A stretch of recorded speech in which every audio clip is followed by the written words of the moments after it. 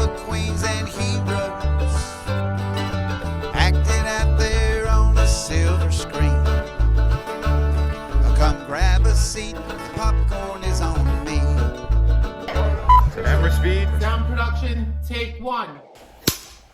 Hello, welcome to Meet Me at the Movies. This is the North Carolina Film Critics Association special edition where we're going to give you the talk about nominees for the best of 2023. Douglas Davidson, the president of the organization, joining us, and a longtime friend of Meet Me at the Movies. So glad to have you here and really appreciate you being willing to do this, man. Thank you for the invitation. Delighted to come on anytime, but particularly delighted to come and talk about this year's nominees. I'm really excited to be here. Thank you. Yeah, the press release has gone out, and it has noted that, and I agree with this, that it's very much a diverse group of the membership and a diverse group of films when you look at it across the board. So, but before we go into any of the nominees and thoughts there, I'd love for you to give a snapshot history the North Carolina Film Critics, and also a little bit about how many members do we have as well? Absolutely. Well, right now, as of this recording, we have 72 members.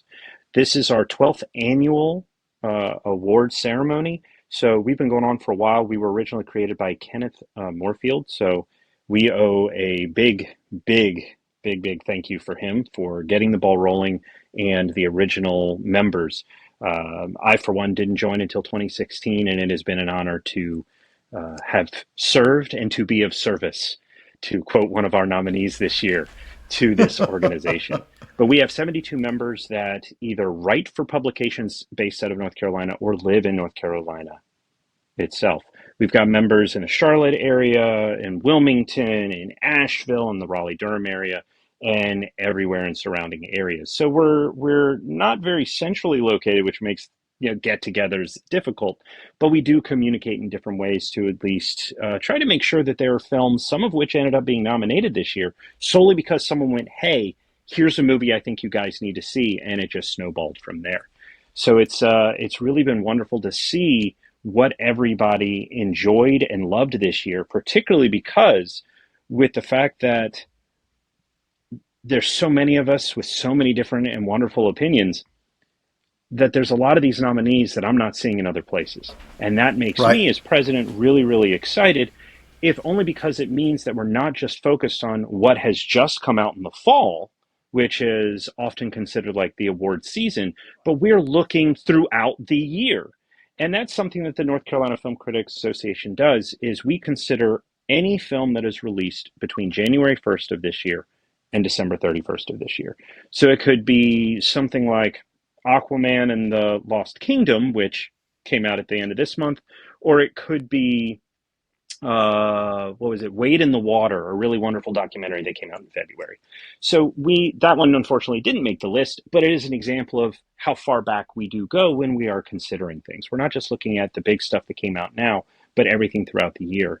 And we've got some passionate members who really do advocate for the films that they enjoy. And luckily with this year's nominees, we've got quite a few that have made the list. And from a voting standpoint and a nomination standpoint, we have a lot of dialogue. And I'm a member as well. So when I say we, that's what I'm referring to, we, the North Carolina Film Critics. There's a lot of dialogue that happens in the virtual space with every category. And that's what I really think is the beauty of what we're able to do. We give opportunity for those to speak up and say, hey, what about this? Have you considered this? And I love that. And you're right. Some things rise to our sight line that maybe wouldn't have if we didn't have people speaking up for why they think something should be considered or why something should not be considered. There is that as well.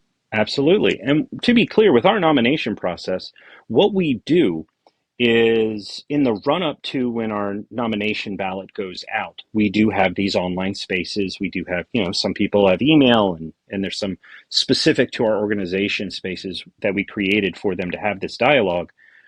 But we've sent out a ballot so that they can go, here are X number within this category, put forward whichever one, and whichever one gets the most votes. That's what makes it onto this ballot right here, our short list. Which reminds me, I do want to point out for anyone that sees the list and goes, why was this snubbed? To me, a snub is a film that does not, or an actor or crew member that doesn't receive a single nomination. I guarantee you, having seen and looked over all the votes, there are so many films that were not snubbed. They just didn't get enough votes, sometimes even Right. by one, to make it onto the short list. So I guarantee you, your favorite is still your favorite, and it's still a movie you can love, even if it's not on our list, because chances are it's still a film someone on our team did love, just didn't make it onto the list. But that's how it works. They have a little over a week, if I recall correctly, to watch films, rewatch films, and then submit their ballot. Then we go through them, we check, see which ones got the highest thing, which are there any ties, how do we deal with that, and then we create this.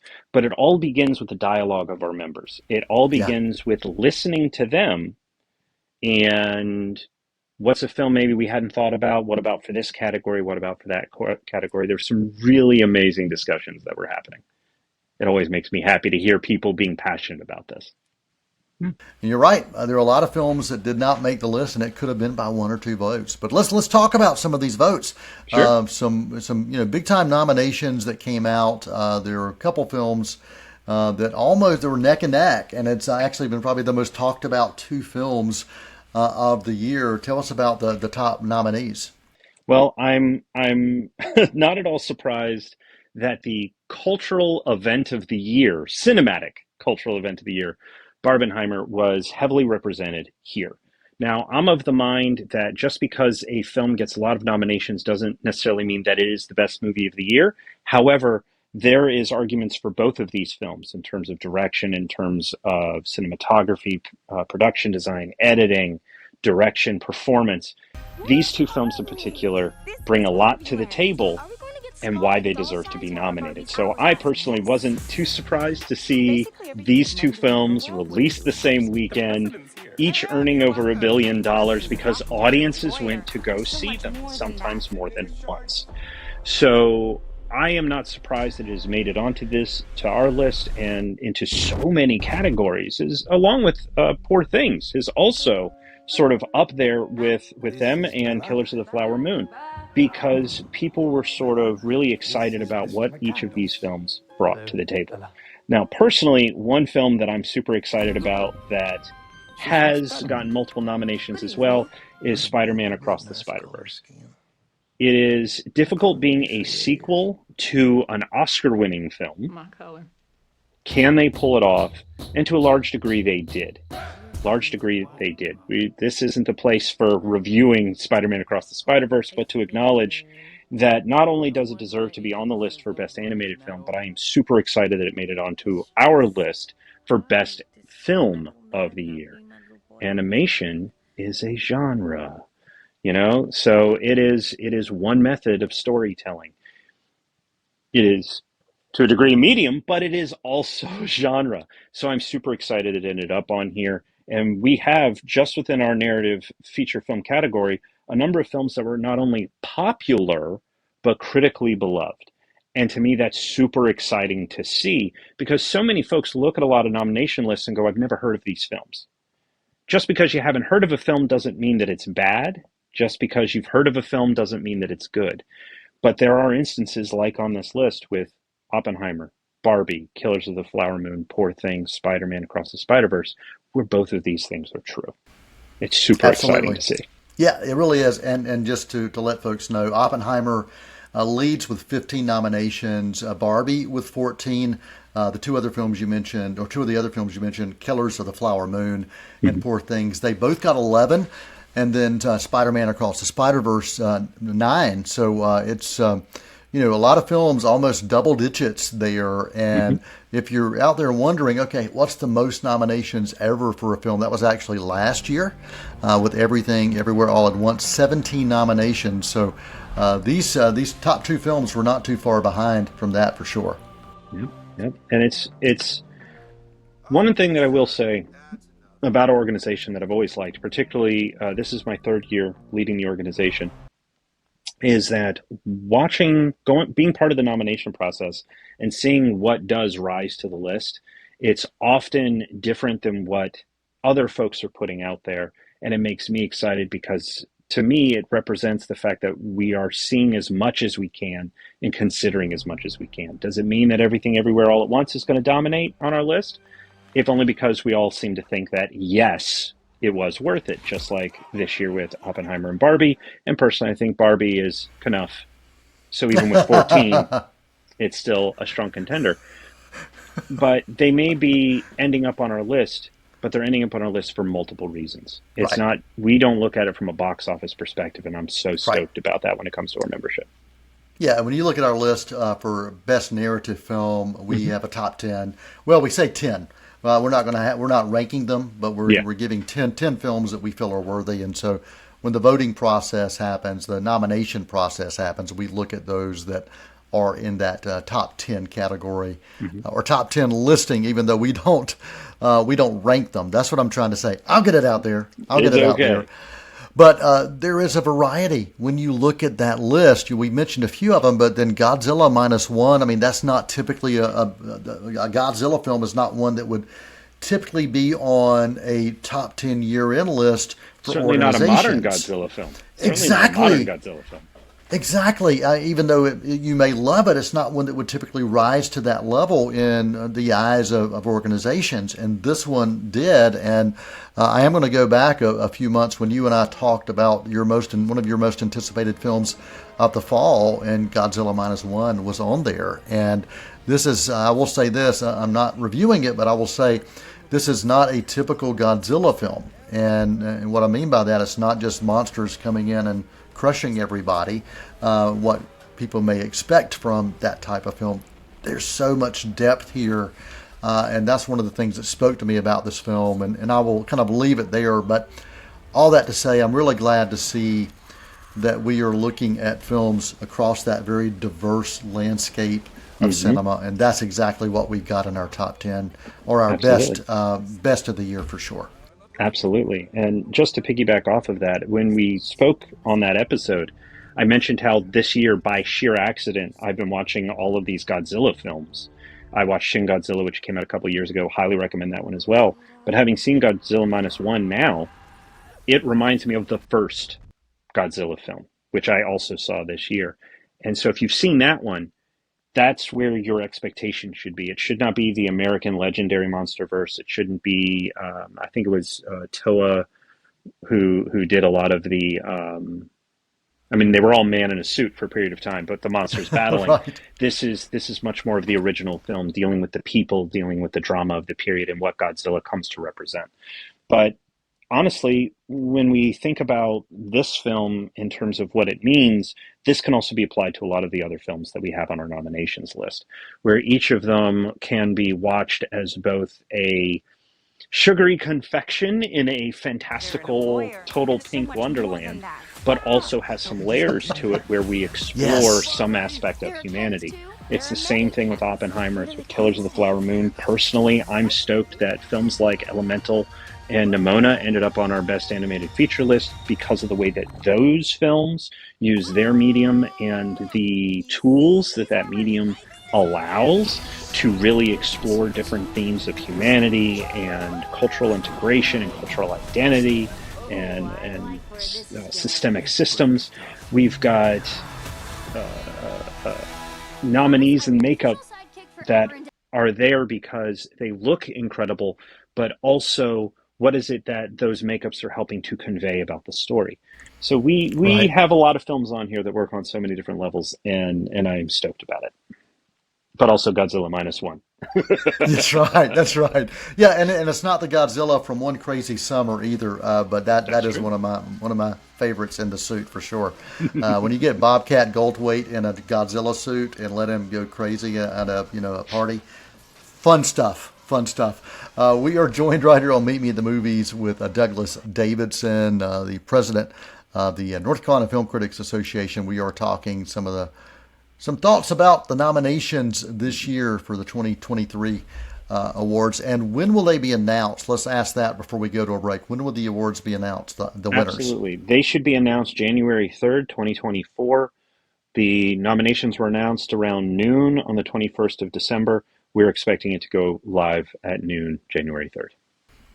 All right, and if people wanted to find that website where they could find the full list, what's the website URL? The website is ncfilmcritics.org. We're also making our announcements on our Twitter account, our Facebook account, and other social media channels, all of which are available on the website. All right, stick around after this quick intermission. We're going to come back and talk about some North Carolina Film Critic numbers regarding some of the nominees and maybe some previous wins or nominations they've had as well. So stick around right here on Meet Me at the Movies. Won't you come and meet me at the movies? Won't you come and watch a flick? Hi, I'm Nikki Bliss Carroll, your host for Cleveland Connections, the show that explores what's happening at Cleveland Community College. Join us as we sit down with members of faculty and staff to discuss programs of study, upcoming events, and other exciting campus news. We'll have a new show for you each month on C19 TV, or you can stream us online at c19.tv. Tune in and connect with Cleveland Community College on Cleveland Connections. Hi, I'm Shara Miller, the host of Artworks. Each month we bring to you wonderful, talented artists from here in Cleveland County and the region. We have artists, we have potters, we have painters, we have musicians, we have actors. We just have wonderful artists that come to you and tell you about all that they're doing, their creativity, what inspires them. Join me here on Artworks each month on C19. You can also watch us online at c19.tv. Won't you come and meet me at the movies? Won't you come and watch a flick? Hello, welcome back to Meet Me at the Movies. Noel T. Manning II here with my friend Douglas Davidson, the president of the North Carolina Film Critics Association. I know I said that really fast, but I did say Carolina, North Carolina Film Critics Association. We are talking the 2023 nominees and sharing some thoughts about that. You can go to the website. What's that website for all the information about the film critics? ncfilmcritics.org. ncfilmcritics.org, and you can find the full list of nominees and a lot of other stuff. If you want to find out about the members and the membership, you can find that there as well. So I encourage you to check that out to get a chance to see those behind the scenes who are actually doing the voting for these films. And if you love what we're doing from a voting standpoint, let us know. And if you don't, I don't want to hear about it. Voting's concluded. Nothing we can do about it. That's right. That's exactly right. Just email us next year. Maybe we'll do something different. Well, let's talk about some of these behind the scenes things when we're looking at categories and more like nominees who have been represented and recognized before. For the North Carolina Film Critics. That's one of the things that I think we're starting to do, and it's been pretty interesting to see after we've done this is the 12th year. We've got this historical data that we can go back and look at and find out, who are some of the ones that we've shown a lot of love to and maybe why. And so who are some of those that stand out to you when you look at previous nominees that are showing up on this year's list? Well, because we're the North Carolina Film Critics Association, for those of you that don't know, we have an award that is specific to North Carolina. It is the Ken Hankey Memorial Tar Heel Award. It is named for a noted critic, Ken Hankey, who worked in North Carolina, friend of several members of our organization.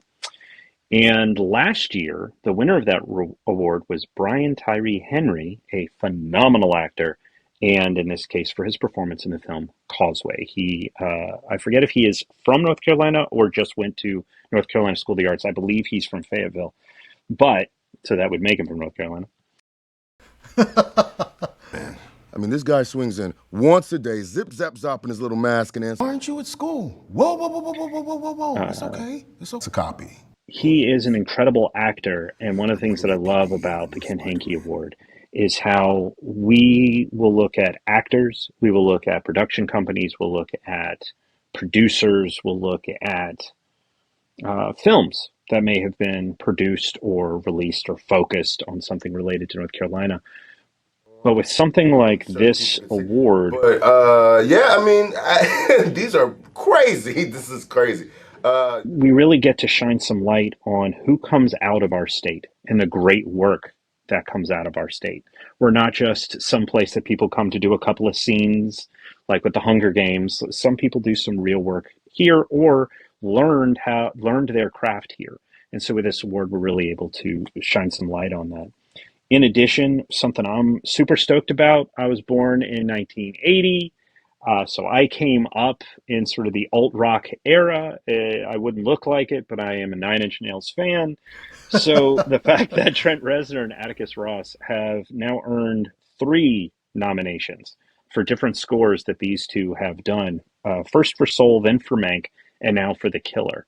And The Killer is itself, that's a film we can talk about another time, but this score is so good for the way in which it communicates the internal process of a central figure who doesn't say a whole lot. At least it's more internal dialogue and doesn't say a lot to other people. And so the music is often used to convey whether or not when he says to himself that he's calm, if he's actually calm. And the music does a phenomenal job of just bringing you in to the psychology of things. You wouldn't think that would then translate to a score you'd want to listen to in your free time, but again, growing up with industrial rock, growing up with that Nine Inch Nails, it feels like a warm blanket. So I personally am super stoked that this pair that has done some phenomenal work, their score for Soul, for example, I believe they did that with John Baptiste, is so beautiful. But this one is the opposite of beautiful. It is not grating, but it's rough and it's got sharp edges. And there's something about it that when you're working in particular can really help bring an energy that translates very, very well. We also have Julianne Moore, who is a 4-time NCFCA nominee. This year she is nominated for Todd Hayes' May December, which is available, I think, right now on Netflix, for those of you who haven't seen that yet. So that's actually pretty exciting. In terms of one of our big nominees with Barbie, Greta Gerwig, she is also a 4-time NCFCA nominee. She got her first win for Little Women, an amazing adaptation, by the way. It is probably now my favorite adaptation of that story. But she was also previously nominated for 20th Century Women and Lady Bird. Lady Bird is exceptional. Unfortunately, I've still not seen 20th Century Women. But her work for Little Women, for Lady Bird, and now Barbie. Absolutely, absolutely. So we have some wonderful nominees in here that some of them are several-time nominees, like Greta Gerwig. Sometimes it's a 4th nomination. Sometimes it's a 3rd. Sometimes it's a 4th. Yeah. What's really great is Hoyt van Hoytema, who is a 5-time nominee. He was for Nope, he was for Dunkirk, Ad Astra, and Tenet, and now for Oppenheimer. And what an incredible job he did with that too. Yeah, and I was going to say that my favorite name of all the nominees is Hoyt van Hoytema, because you have to smile when you say that name. So Hoyt van Hoytema was one I wanted to make sure I mentioned. And also I'm going to mention Emma Stone, 4th nomination for her for the North Carolina Film Critics. Talk about versatile. She is such a versatile talent. And when you look at her nominations previously, movies like La La Land, which was a musical, and then Birdman, which had this stage quality, and then The Favorite, which is this interesting period piece, and then now with Poor Things, I wanted to make sure I mentioned her because we've given her some love as well. Mm-hmm. Oh, she is incredible. She's one of those actors that I can remember the first time I went, oh, I like this person. And then to see where they've gone from there. And that was a very short-lived Fox TV show called Drive, where she played the daughter of, and the actor's name is escaping me, but it amused me because he ended up playing the Lizard in the Sam Raimi Spider-Man movies, where she ended up playing Gwen Stacy and not the Sam Raimi Spider-Man movie. But she's had an incredible career with an incredible trajectory. I love how she takes chances. She doesn't sit in just one role.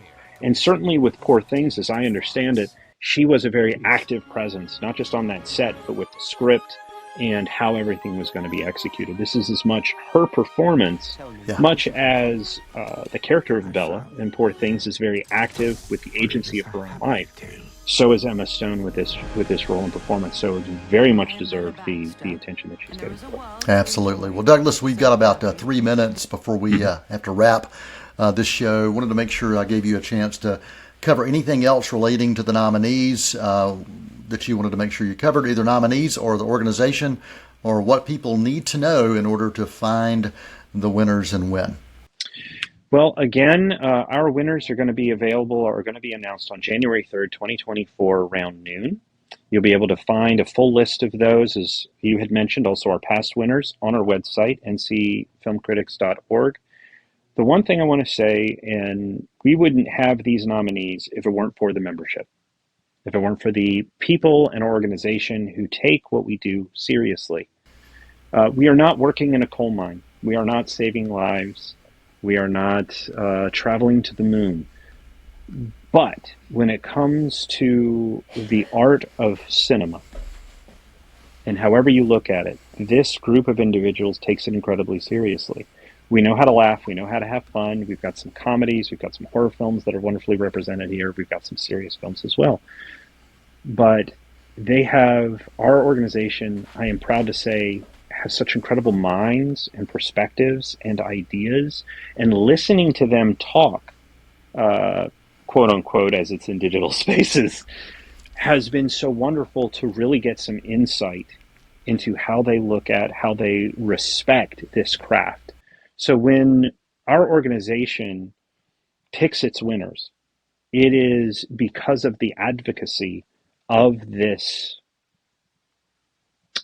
art form that our entire membership just loves. So, I just want to give a big tip of the hat to our organization, not its leadership who does what they can to keep things moving, but we wouldn't have the NC Film Critics without these 72 members. I've been delighted to work with them.